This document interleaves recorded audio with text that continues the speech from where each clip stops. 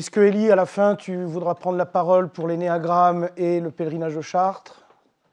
Pour relancer? Ouais, mais pour voir s'il y en a qui sont intéressés par l'énéagramme, si on dépasse le numerus clausus, on peut lancer. Ah, tu avais déjà lancé, très bien. Alors, nous reprenons, par rapport au plan, nous sommes toujours sur la page de garde. Nous sommes au paragraphe 3, les mystères de la vie du Christ. Et grand 3, les mystères de la vie publique de Jésus. Et en fait, les noces de Cana, on les verra plus tard, parce que si vous prenez l'ordre des évangiles, vous avez d'abord le baptême de Jésus. Donc là, je continue un peu sur la mission de Saint Jean-Baptiste, puisque je n'avais pas eu le temps la dernière fois à Noël de terminer. Et on va basculer ensuite, parce qu'on est toujours dans le ministère de Saint Jean le Baptiste, le baptême de Jésus-Christ dans le Jourdain.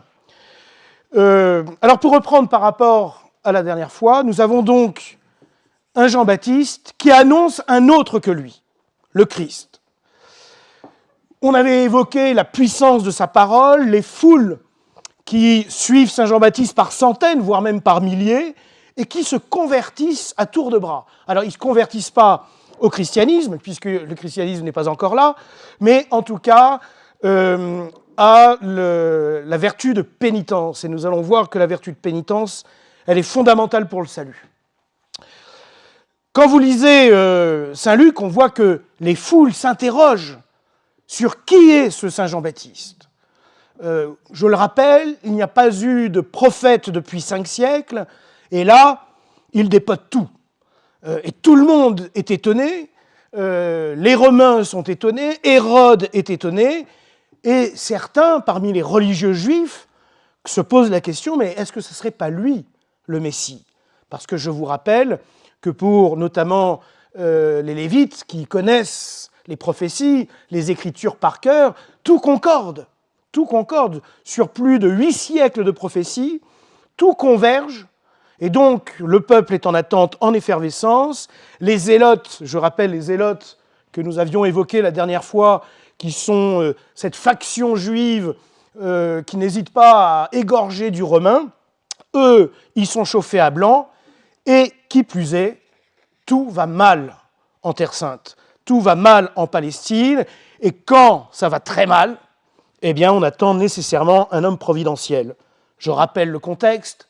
Occupation romaine, chômage de masse, ce qui explique la parabole des travailleurs de la dernière heure, inflation et famine. Il y a pas mal de vagues de famine. Donc on le questionne.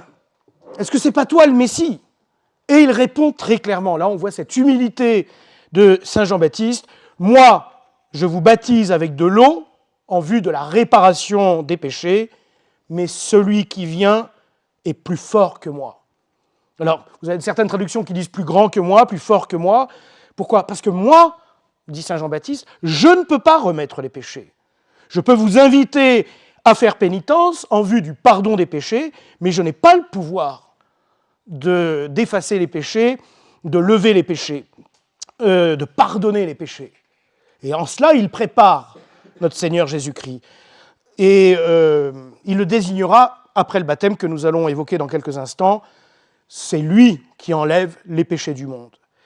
Il va même plus loin quand il annonce le Christ. « Je ne suis pas digne de lui retirer les lanières de ses sandales. » Alors, il faut bien comprendre, cette image, elle est très forte pour les contemporains de Saint Jean-Baptiste et du Christ. Pourquoi? Parce qu'à l'époque, on marche évidemment dans des chemins poussiéreux, terreux, où vous avez ce rituel que vous connaissez bien dans les évangiles du lavement des pieds. Si vous étiez dans l'opulence, eh bien c'est les serviteurs qui lavaient les pieds de l'hôte qui arrive, parce qu'évidemment, il a les pieds poussiéreux, terreux, et donc ça faisait partie du rituel de bienvenue de laver les pieds des hôtes. Un peu comme chez nous, quand est-ce que vous voulez vous laver les mains, etc. Vous savez, quand vous recevez quelqu'un. Et si on n'avait pas de serviteurs, eh bien, on le faisait soi-même. On lavait les pieds soi-même.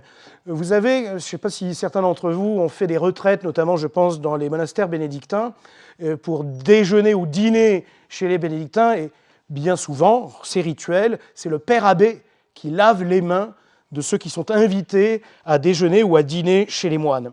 C'est toujours dans cette même symbolique.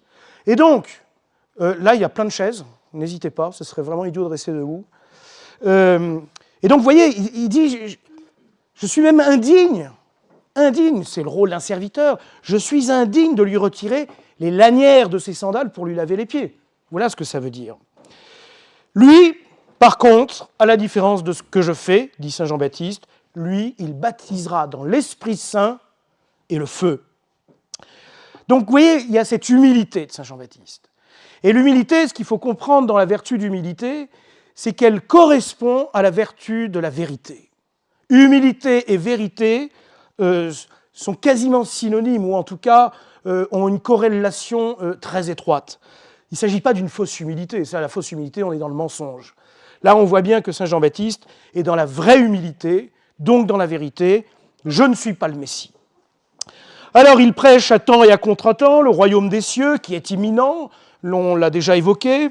On a déjà évoqué qu'il rétablit l'ordre naturel pour que le Christ, par la suite, puisse installer, annoncer l'ordre surnaturel, l'ordre de la grâce, par le vrai baptême, là pour le coup, que vint instituer le Christ.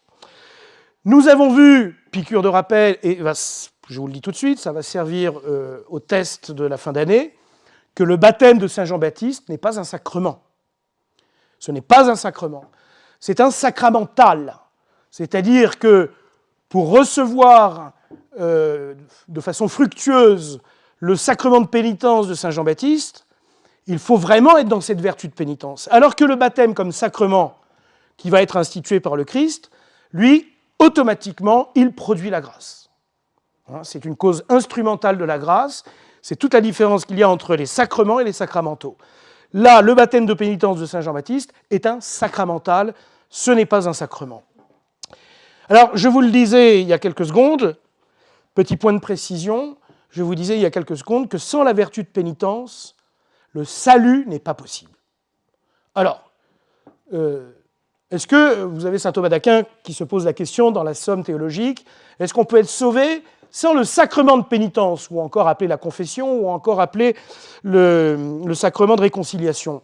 En soi, oui, on peut se sauver sans le sacrement de confession, de pénitence, de réconciliation, mais on ne peut pas se sauver sans la vertu de pénitence. La vertu de pénitence, c'est celle de regretter nos péchés, une contrition sincère, avec le ferme propos de ne pas recommencer, même si on sait qu'on va retomber. Même si on sait qu'on va retomber. Mais d'avoir la vertu de pénitence, l'esprit de pénitence, si vous préférez. Maxime, il y a plein de chaises. Sans cette vertu, cet esprit de pénitence, on ne peut pas se sauver. Et je dirais que si nous ne sommes pas habités par cette vertu de pénitence, par cet esprit de pénitence, ça fait partie des péchés contre l'esprit, dont le Christ dira qu'ils sont irrémissibles, c'est-à-dire impardonnables. Alors, on peut être étonné en se disant, mais tout péché peut être pardonné. Oui, en effet, en soi, tout péché peut être pardonné, mais s'il n'y a pas ce désir de faire pénitence, ce désir de s'amender, ce désir de se convertir, il ne peut pas y avoir de salut. Le salut de notre âme n'est pas possible sans la vertu de pénitence. Ça, c'est radical. Je vous le dis, ça fait partie des péchés contre l'esprit. Parmi les péchés contre l'esprit, vous avez l'impénitence, c'est-à-dire celui qui ne veut absolument rien changer. Vous avez ceux qui pensent qu'ils seront damnés parce que leurs péchés sont plus forts que le pardon du Christ. Ceux qui refusent la vérité alors qu'ils savent que c'est la vérité. Enfin bref, vous avez 6 péchés contre l'esprit et l'impénitence fait partie de ces péchés contre l'esprit.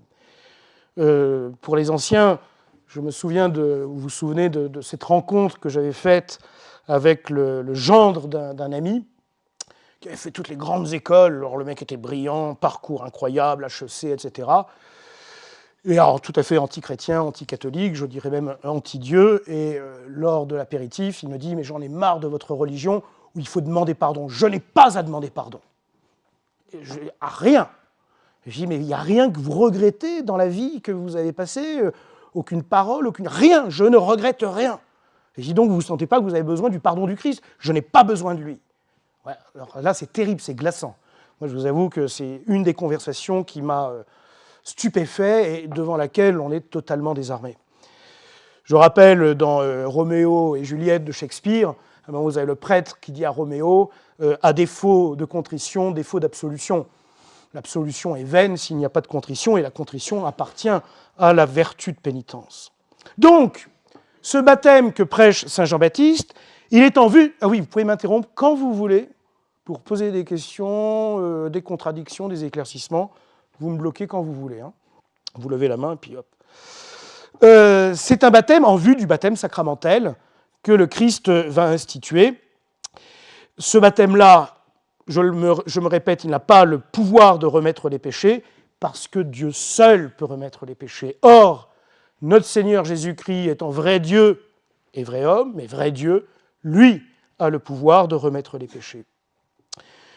Autre message de saint Jean-Baptiste, c'est donc véritablement de préparer la venue du Christ.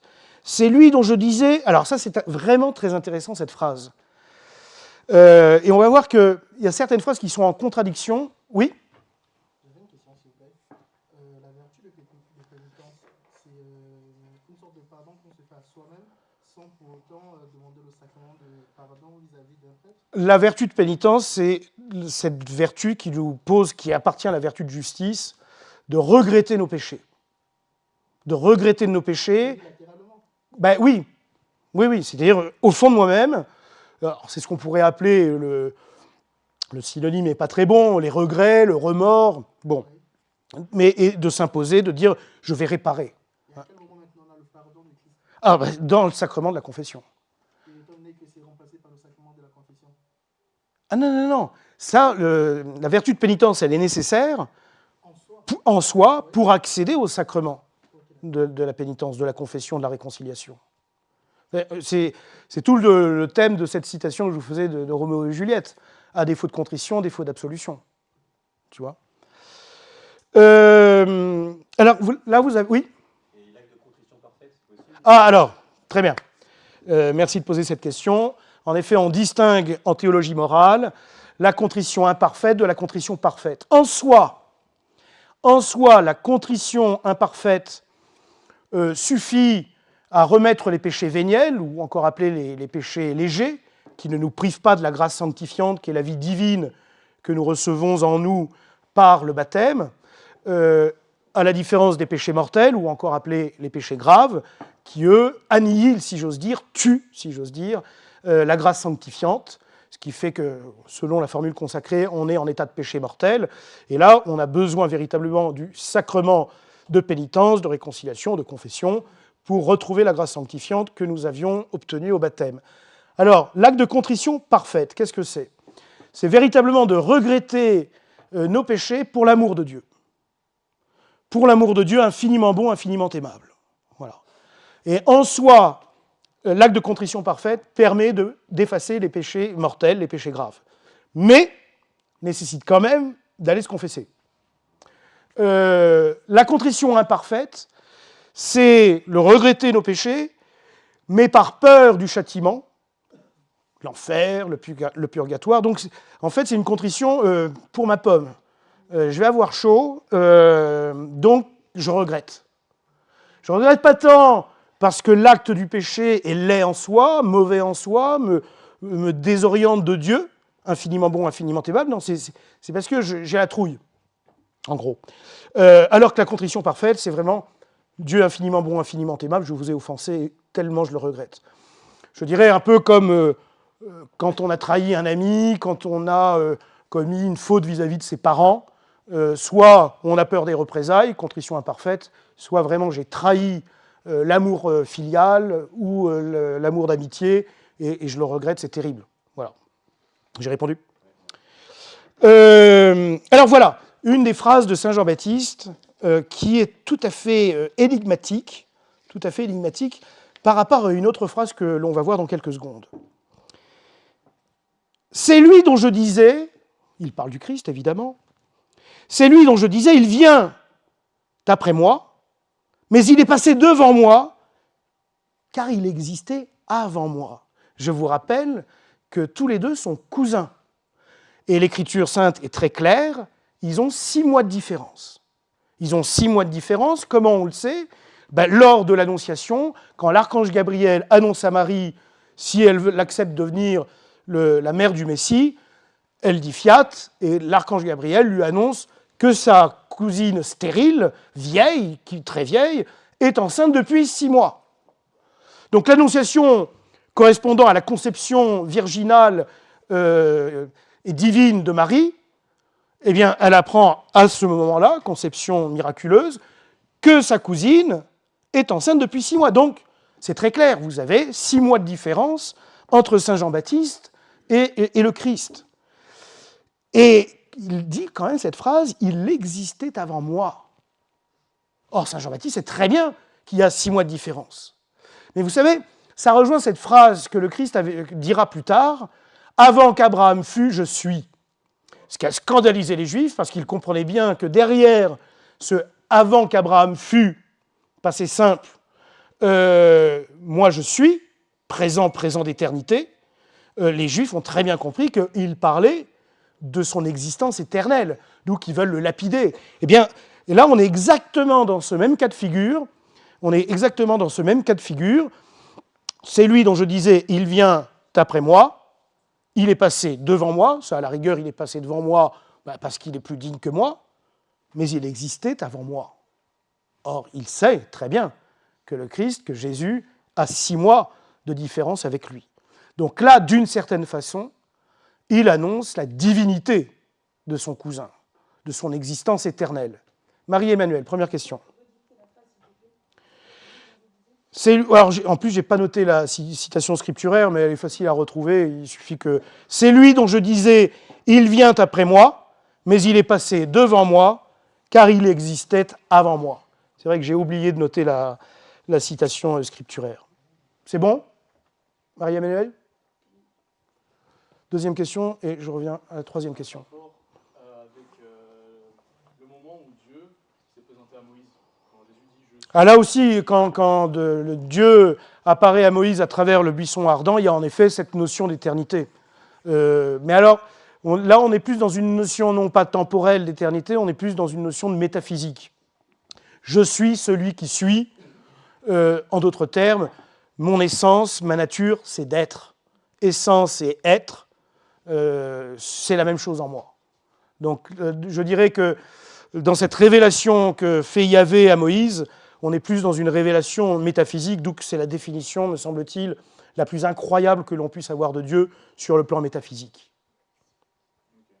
Il y avait une troisième question, j'arrive à la quatrième.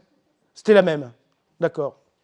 Et donc, par cette phrase, il fait comprendre, en gros, qu'il avait déjà compris que le Père avait envoyé son Fils. Il avait presque compris la Trinité, en fait. Il avait déjà tout compris. C'est sûr que nous avons des éléments trinitaires dans le discours de Saint Jean-Baptiste, puisqu'il dit il va baptiser dans l'Esprit Saint. Cette notion d'éternité, il existait avant moi. Oui, il y a... est-ce qu'il en avait pleinement conscience? Ça, je n'en sais rien. Parce qu'on va voir l'attitude... quand il sera enjôlé, ce sera dans 15 jours, quand il va être enjôlé par Hérode, où il va un peu douter de qu'est-ce qui se passe, que mon divin cousin bouffe avec des putes et des escrocs, des prostituées et des publicains, où il va envoyer certains de ses disciples en disant « mais c'est vraiment toi ?» parce que là, il y a un doute. Alors, on verra ça dans 15 jours, parce qu'il y a une polémique entre les exégètes sur cette visite des disciples de Saint Jean-Baptiste, mais moi je me suis fait mon opinion. Encore une fois, vous savez, quand une chose est certaine qu'elle appartient à l'enseignement doctrinal catholique, je vous le dis, et quand ce sont des questions d'opinion, je vous le dis. Et quand il y a des questions d'opinion, ça veut dire que l'une comme l'autre sont catholiques. Simplement, pour l'instant, il y a encore des points d'interrogation. Bien, on en vient, j'ai répondu quand même ? Oui, oui. On en vient au baptême du Christ. Hein, il baptise. Alors, on va essayer de situer à quel moment notre Seigneur Jésus-Christ se présente à Saint Jean-Baptiste au moment de son baptême. Vraisemblablement, selon toute vraisemblance, Saint Joseph est déjà mort. Impossible de pouvoir dater la mort de Saint Joseph. Alors vous avez des exégètes qui s'amusent à... Mais là, je trouve que c'est un peu de la fantaisie. Il serait mort quand notre Seigneur aurait eu 15 ans. Qu'est-ce qu'on en sait? On n'en sait rien. Mais selon toute vraisemblance, quand notre Seigneur sort de Nazareth, commence sa vie publique, qu'il a une trentaine d'années, vraisemblablement, Saint Joseph est déjà mort. Alors, la question, je viens à toi, la question est assez importante tout de même. Pourquoi? Parce que, alors là, on est dans plein de conjectures et donc dans plein d'opinions. Donc là, je vous le dis, on n'est pas dans le dogme, on n'est pas dans l'affirmation scripturaire, là, c'est des conjectures, et vous avez le droit de penser ce que vous voulez. Soit Saint Jean-Baptiste est mort, Saint Joseph est mort, pardon. Soit Saint Joseph est mort, et dans ces cas-là, la Sainte Vierge, elle est veuve. Or, je vous rappelle qu'à l'époque du Christ, le statut social, économique, financier d'une veuve, sauf si elle a hérité, n'est pas fameux. Auquel cas, si notre Seigneur Jésus-Christ s'en va de Nazareth pour commencer sa vie publique, est-ce qu'il délaisse sa Sainte Mère à Nazareth, et donc dans un certain dénuement pécunier, soit il la prend avec lui et qu'elle fait partie de ses premiers disciples qui suivent notre Seigneur, car nous le verrons, les caravanes qui suivent notre Seigneur sont tout à fait semblables aux caravanes qui suivent Saint Jean-Baptiste. D'autres disent, non, il a délaissé la très sainte Vierge Marie à Nazareth, toute veuve qu'elle est. J'ai du mal à y croire, je sais que c'est la thèse de l'abbé Laguérie, par exemple, mais moi j'ai du mal à y croire parce que j'ai du mal à imaginer notre Seigneur. Excusez-moi, ça c'était vraiment pas prévu. D'habitude, je mets sur le vibreur. J'ai du mal à imaginer notre Seigneur laisser sa Sainte Mère dans le dénuement. Ou alors, elle a acquis un pécule et elle continue à vivre sur l'or offert par les rois mages. Bon. Soit Saint Joseph n'est pas mort, et dans ces cas-là, il délaisse ses saints parents, parce qu'il sait que la Sainte Vierge vivra du travail de son saint époux. Conjecture, pure conjecture. Moi, j'ai tendance à penser qu'au début donc je vous le dis, c'est une opinion personnelle, vous en faites ce que vous voulez. Moi, j'ai tendance, donc ça ne sera pas dans le test, j'ai tendance à penser que la Sainte Vierge est veuve, qu'il prend la très Sainte Vierge, sa Sainte Mère, avec elle. Et d'ailleurs, dans les évangiles, on voit qu'elle n'est jamais loin. Il l'accompagne aux noces de Cana, que nous verrons dans 15 jours. Non, dans l'autre... dans un mois maintenant. On voit souvent dans les évangiles, ta mère te cherche, qui est ma mère, qui sont mes frères. Encore une fois, ce sont des caravanes et c'est tribal, donc ce sont des tribus qui suivent le Christ. Les 72, souvent on imagine, et je pense qu'on est un peu tributaire malheureusement de ces images d'Épinal, des feuilletons plutôt américains, etc., où le Christ marche avec ses 12 apôtres. Certes, il marche avec ses 12 apôtres en tête, mais on oublie les 72 disciples. Et certainement qu'ils sont mariés, certainement qu'ils ont des enfants. Donc tout ça, ça fait des caravanes, en fait. Et donc, moi, je pense que la très sainte Vierge Marie fait partie de ses premiers disciples au début de sa vie publique. J'avais une question? Non? Oui? Sur la date de la mort de Joseph. Non, on n'a aucune information sur la mort de Saint Joseph. Aucune. Alors là, pour le coup, ça peut tomber au test. On n'a rien. On n'a rien. Alors, il a donc une trentaine d'années, ce jeune Christ, ce jeune Jésus.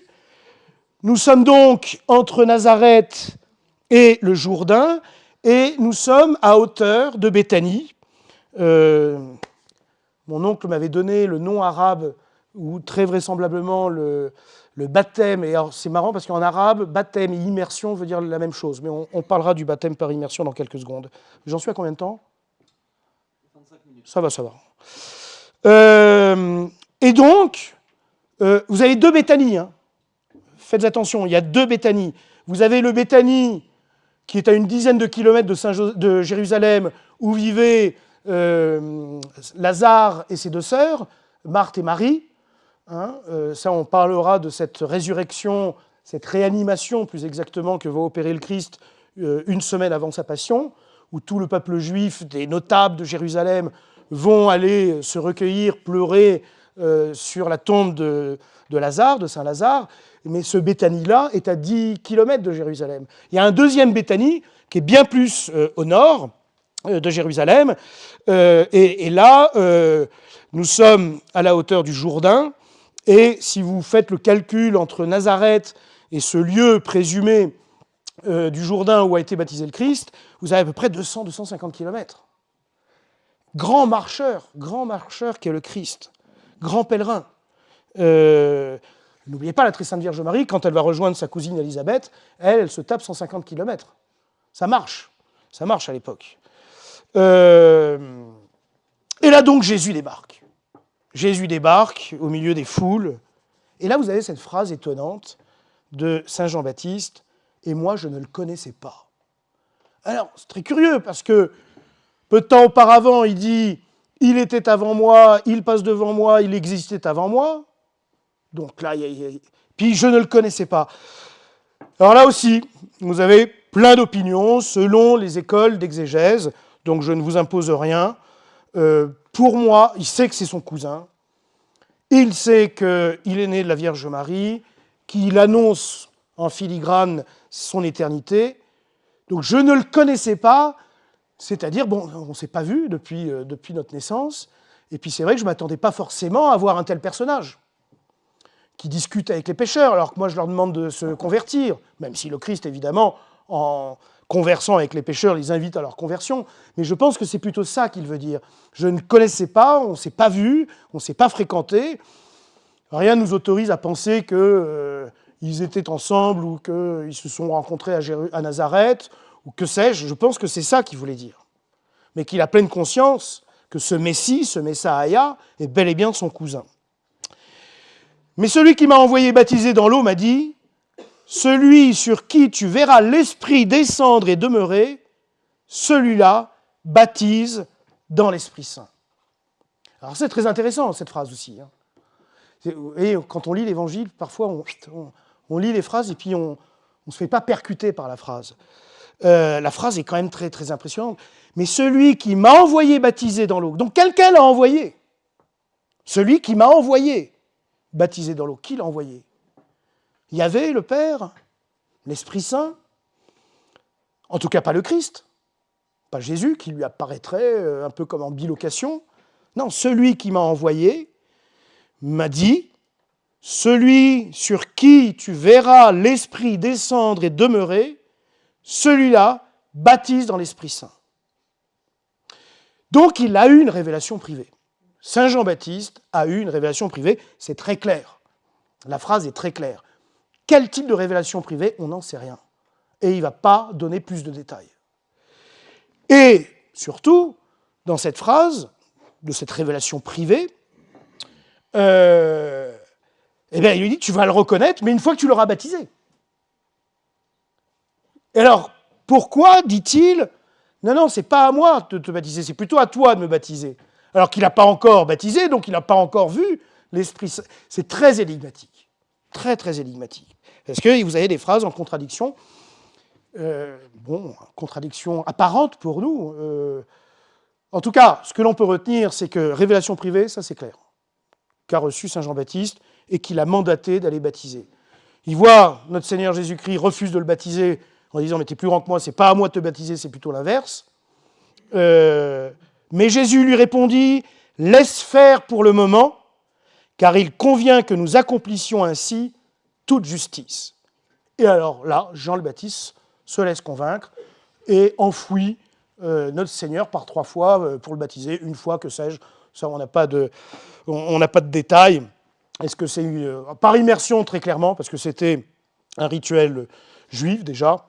Vous avez plusieurs fois dans l'Ancien Testament des rites d'immersion.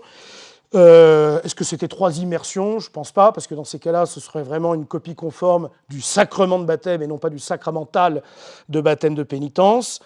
En tout cas, immersion, ça, je pense que oui. Et il ressort de l'eau, et là, vous avez donc cette fameuse colombe. Alors c'est très intéressant parce que vous avez plusieurs façons, quand vous regardez les évangélistes. Certains disent comme une colombe, d'autres disent en forme de colombe. Je crois que c'est Saint Luc qui dit en forme de colombe. Alors c'est quoi une forme de colombe si ce n'est pas une colombe ? C'est très très étonnant. Bon, on n'a pas de précision. En tout cas, c'est clair que pour tous les évangélistes, c'est bel et bien le Saint-Esprit. imagé par cette colombe, sous forme de colombe. Et là, soudainement, et des cieux, une voix disait « Celui-ci est mon fils bien-aimé, en qui je trouve ma joie, en qui je trouve mes complaisances, selon les traductions. » Alors là, pour le coup, vous avez la Sainte Trinité. Explicitement. La colombe, le Saint-Esprit. Cette voix que tout le monde entend. Bien souvent, quand vous avez des voix, je pense notamment à la conversion de saint Paul, quand il arrive aux abords de Damas. Pourquoi me persécutes-tu ? Puis il tombe de cheval. Qui es-tu, Seigneur ? Il devient aveugle. Mais la soldatesse qui accompagnait saint Paul entend comme un tonnerre, d'autres entendent une voix confuse, mais tout le monde n'entend pas ce qu'entend saint Paul. Là, tout le monde entend. Là, tout le monde entend distinctement cette voix sortie des cieux. Celui-ci est mon fils bien-aimé, en qui je trouve ma joie, en qui je trouve mes complaisances. Alors, là, si vous voulez, c'est quand même très, très intéressant, parce que là, vous avez la pleine manifestation de la Sainte Trinité. Je reviens un petit peu sur le rite du baptême, immersion, infusion, etc., parce qu'un de mes amis, cet été, pour la première fois de ma vie, m'a demandé de baptiser son enfant par immersion. On en parlait avec Grégoire. Alors c'est vrai qu'en Occident, en Europe occidentale, on a un peu perdu cette tradition depuis très longtemps, depuis le Moyen-Âge, de plonger, bon, pour des raisons de commodité, évidemment. Je vous avoue que je ne faisais pas le mariole. Hein. La première fois qu'on baptise un gamin en l'immersant, j'ai dit je vais le noyer, après je vais terminer en tôle. Je ne sais pas comment ça va se passer, cette histoire. Donc oui, c'est pas évident. Nous, notre rituel en Europe occidentale, c'est ce qu'on appelle l'infusion. L'infusion, c'est de verser l'eau sur la tête, hein, c'est bien précisé dans le rituel, sur la tête, pas sur les mains, pas sur les jambes, sur la tête, en prononçant la formule sacramentelle. Il faut que vous la connaissiez parce que peut-être qu'un jour, vous allez tomber devant quelqu'un de non baptisé en danger de mort imminent parce qu'il a chuté, parce qu'il a eu un grave accident. Et dans ces cas-là, vous êtes tout à fait habilité à pouvoir le baptiser. Et la formule, c'est d'avoir son prénom, très important d'avoir le prénom, un tel, X, je te baptise, au nom du Père et du Fils et du Saint-Esprit. N'oubliez pas les deux conjonctions de coordination. Au nom du Père et du Fils et du Saint-Esprit, pour bien distinguer les trois personnes divines. C'est une formule que vous devez connaître par cœur parce que ça peut très bien vous arriver. Ah oui, j'imaginais qu'il y aurait plein de questions. Je termine simplement. Donc, le baptême par immersion continue d'exister dans les églises chrétiennes orientales. Les protestants américains pratiquent beaucoup le baptême par immersion. Je rappelle que tout baptême, dès lors où il y a la matière, à savoir l'eau, que ce soit par immersion, que ce soit par effusion, et que vous avez la formule sacramentelle « Je te baptise au nom du Père et du Fils et du Saint-Esprit », le baptême est valide. Et il n'y a pas à réitérer le baptême, y compris chez nos frères protestants. Un baptême, quand il est valide, il est valide. À part quelques sectes, les témoins de Jéhovah, où il n'y a pas de baptême, les mormons, où il n'y a pas de baptême, bon, tout ça, là, qui se convertit au catholicisme, il faut les baptiser. Mais un protestant qui se convertit au catholicisme n'a pas à être rebaptisé, parce que le baptême est valide. Je rappelle qu'il y a une forme que l'Église n'aime pas, c'est l'aspersion.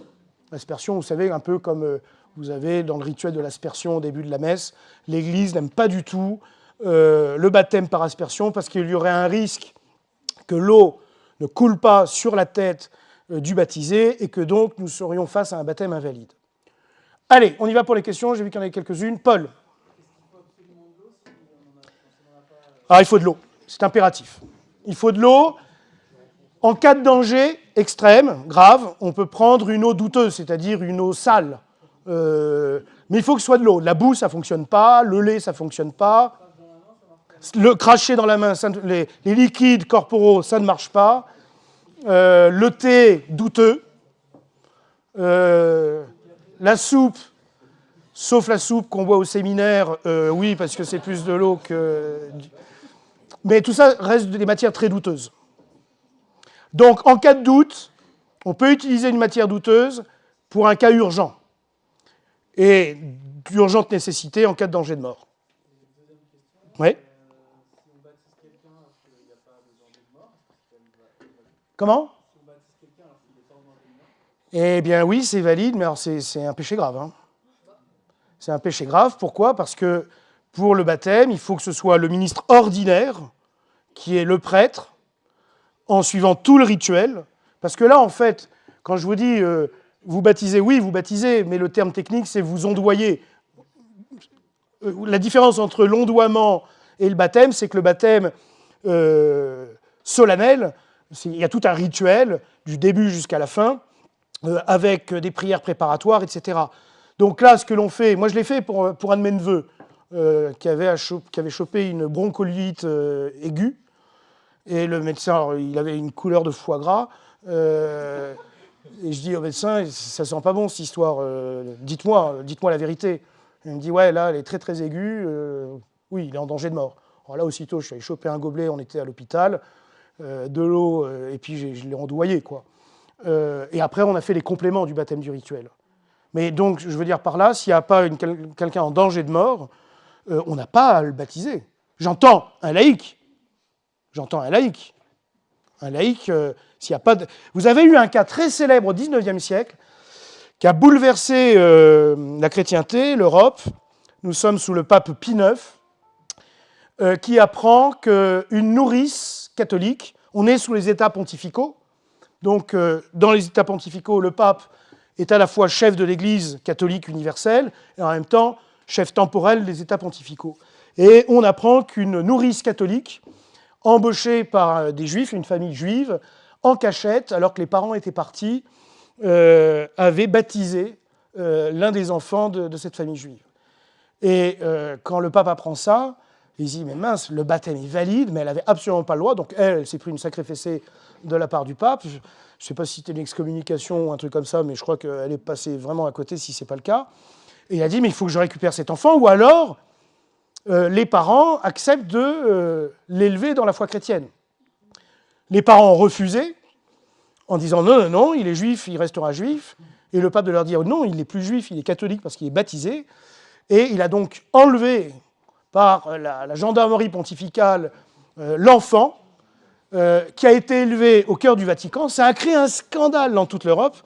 Tous les anticathos se sont servis pour dire « mais regardez ce despote ». Napoléon III est rentré dans la tambouille pour critiquer Pie IX. Et alors, l'horreur de l'horreur pour tous les anticathos, c'est que ce jeune, dont j'ai oublié le nom, mais vous trouvez facilement son nom sur Internet, a demandé à devenir prêtre, il a trouvé la vocation sacerdotale, est devenu prêtre, et est mort dans les années 30, saint prêtre. Ça a été un scandale terrible. Mais on peut comprendre le pape dès lors où on reçoit... C'est pour ça qu'on demande des précautions à des parents qui veulent faire baptiser leur enfant. Est-ce qu'il sera élevé dans la foi chrétienne? Et si les parents disent non, hors de question, alors interdiction de le baptiser. Alors évidemment, les garanties, elles ne sont pas forcément très fortes. Dans ce cas-là, si les parents disent non, on quand même prive l'enfant de cette possibilité d'aller au ciel s'il meurt plus tôt. Comment On prive quand même l'enfant de... Ah oui, mais les parents ont la garde de l'enfant. Les parents ont la garde de l'enfant, et donc on ne peut pas baptiser un enfant dont les parents s'y refusent. Alors, il y a le cas de l'extrême danger de mort, mais les parents ont la charge d'âme de leur enfant. C'est-à-dire que si l'enfant, je sais pas, c'est 14-15 ans... Là, c'est différent. Ah oui, non, mais dès lors où il y a l'âge de raison, alors, c'est compliqué, hein. C'est très compliqué, parce que, par exemple, là, en l'état, quand vous avez un enfant d'un couple divorcé, que l'un des deux parents refuse, l'Église ne se permet pas de le baptiser. Parce qu'il faut l'accord des deux parents, parce que les deux ont la charge de l'enfant. Après, il y a toute la question de l'âge et de la croissance de l'âge. L'âge de raison, l'âge de responsabilité morale sur le plan religieux, et puis après, évidemment, toute la question de la majorité. Deuxième question, j'ai plusieurs potes qui m'ont dit que régulièrement maintenant, il y a des gens qui baptisent un peu, ou les mamies qui baptisent leurs petits-enfants, un peu parce que les parents ne veulent pas. Mais non. Leur statut dans ce cas-là Bah, là, normalement, si le prêtre baptise un enfant parce qu'il est présenté par les grands-parents contre la volonté des parents, commet un acte d'imprudence. Alors là, c'était les grands-parents qui baptisaient dans leur salon. Ah ben non. Alors, non. Ah non, non, non, non, non, non, non, non. Ah oui, oui, il est valide, mais là, ils commettent un péché grave, hein, très grave. Pour revenir sur ce qu'il disait dans sa continuité, à quel moment une personne est accréditée à donner le sacrement de baptême? Alors, on va distinguer ministre ordinaire et ministre extraordinaire. Le ministre ordinaire du baptême, c'est le prêtre, le diacre avec délégation du prêtre, du curé, et sinon, en cas de danger de mort, imminent, grave, tout le monde peut baptiser, y compris un non-catholique. C'est-à-dire que quelqu'un fait une démarche pour devenir catholique, il a un grave accident de la route, il sent qu'il est en train de partir, là il y a une personne qui arrive, il dit écoutez, je veux recevoir le baptême, est-ce que vous pouvez me baptiser? Oui, non mais moi je suis juif, ou je suis musulman, ou je suis bouddhiste, c'est pas grave, je vais vous expliquer comment faire. Vous me versez de l'eau sur le front, vous prononcez cette formule, en soi, toute personne peut baptiser, en cas de danger de mort imminent ou grave. Donc, ce qui revient à ce que ce n'est pas la personne qui va donner le sacrement de baptême qui a la foi, mais c'est la personne qui reçoit alors. En l'occurrence, là, dans ce cas-là, oui. Absolument. Jean-Marie. Et si la personne s'en sort, la personne qui était en danger de mort s'en sort, est-ce qu'il y a un nouveau baptême qui doit... Non, c'est ce qu'on appelle les compléments du baptême. Élie. J'imagine que quand on a vacciné quelqu'un en cas d'urgence comme ça et que la personne décède, par exemple, on doit le signaler. Ah oui, bien sûr. Bien sûr. Paul. Pardon. Attendez, j'entends pas sa question à cause du brouhaha.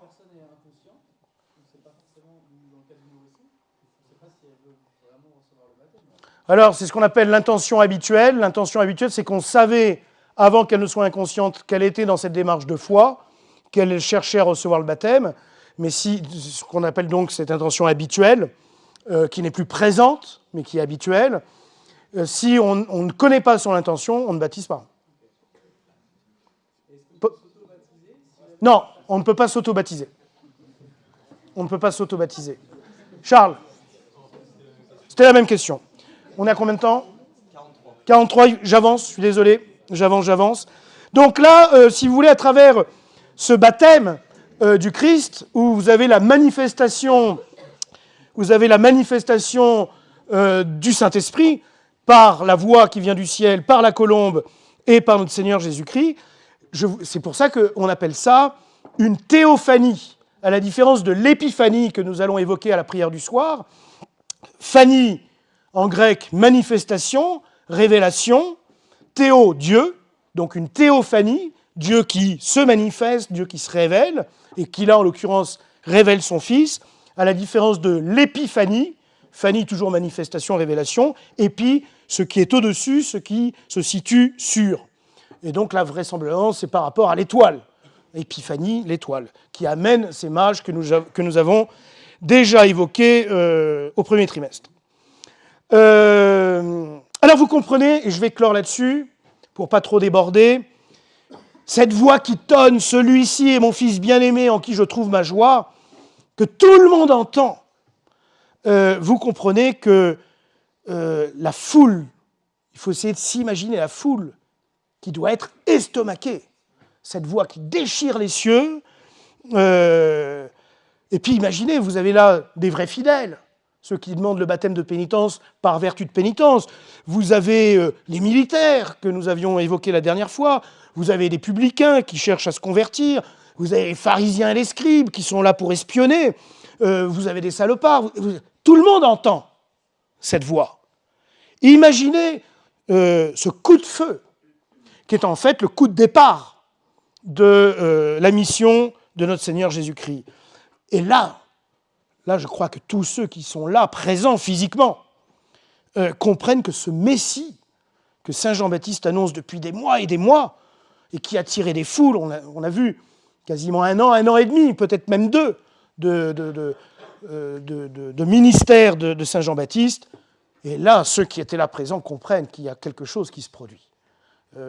Ce baptême de notre Seigneur Jésus-Christ, que nous allons fêter dimanche prochain, soyez très attentifs quand vous irez à la messe dimanche prochain, donne le coup d'envoi, le coup de départ de la mission de notre Seigneur Jésus-Christ, Et on peut imaginer donc les foules sidérées, estomaquées. J'en ai terminé. Est-ce qu'il y a des questions? Pourquoi le témoignage de ces foules n'ont pas permis? Je te renvoie au miracle solaire de Fatima, constaté par des centaines et des centaines. Ça n'a pas changé l'ordre des choses et créé une chrétienté nouvelle.